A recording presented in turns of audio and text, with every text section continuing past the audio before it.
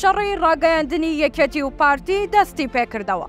بردننی کاندید و کادیرەکانی یەکتر لە حیزبەکانی هەرێمی کوردستان و هێنانیان بۆ بەرکامێرا، نیشاندانیان هاوشێوەی دیلەکانی جەنگی ئێران و عێراق، کولتورێکی کۆنی حیزبەکانە و ڕەگ و ڕیشەیەکی مێژویی هەیە. لە ڕۆژی 7 تشرینی دووەمدا واتە مانگێک لەمەوە بەر مەکتەبی سیاسی یەکێتی و پارتی کۆبوونەوەیەکیان ئەنجامدا، دواتریش لەسەر داوای بافڵ تاڵەبانی کۆبوونەوەکە گۆڕا بۆ کۆبوونەوەی چوارقۆڵی نێوان بافڵ و قوبات تاڵەبانی، نێچیروان و مەسرور بارزانی. هەردوولا کۆک بوون لەسەرەوەی گرفتەکانی نێوانیان چارەسەر بکەن. ئەگەرچی ئەو کاتە پشتگوێخستنی مەکتەبی سیاسی هەردوولا ناڕەزایەتی یەکێتی بە تایبەتی بە دوای خۆی داهێنا، بەڵام گوێ لەو ناڕەزایەتیانە نەگیرا. وەک وەڵامدانەوەیەک بۆ ناڕەزایەتیەکان، نێچیروان بارزانی جێگری پارتی دموکراتی کوردستان لە دیداری مەبستی ئێمە لە داهاتوودا کۆبوونەوەی چوارقۆڵی دیکەش ئەنجام دەدەین.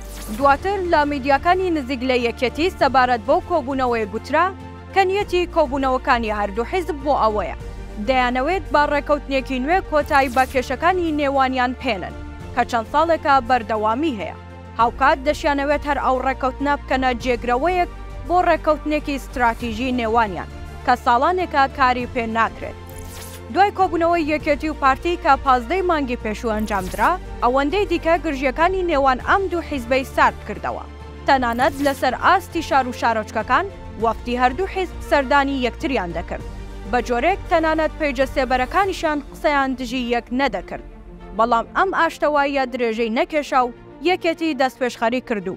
کاندیدێکی ئەو حیزبەی لە کەرکووک بە ناوی مەسعودی مەلا پەروێزی هێنایە سەر شاشە و گوتی وەزم لە ڕیزەکانی پارتی هێناوە و هاتوومەتە ناو یەکێتی و خێزانەکەمان پێیان عیبا بڵێن پارتی. ئەم هەنگاوی یەکێتی گڕی لە پەیوەندی هەردوو لە بەردا. لە بەرامبەردا پارتیش ئەمڕۆ هەر لە کەرکووک کاردیۆڕێکی مەڵبەندی یەکێتی هێنایە سەر تیڤی و گوتی وەزم لە ڕیزەکانی یەکێتی هێناوە و هاتوومەتە ناو ڕیزەکانی پارتیەوە.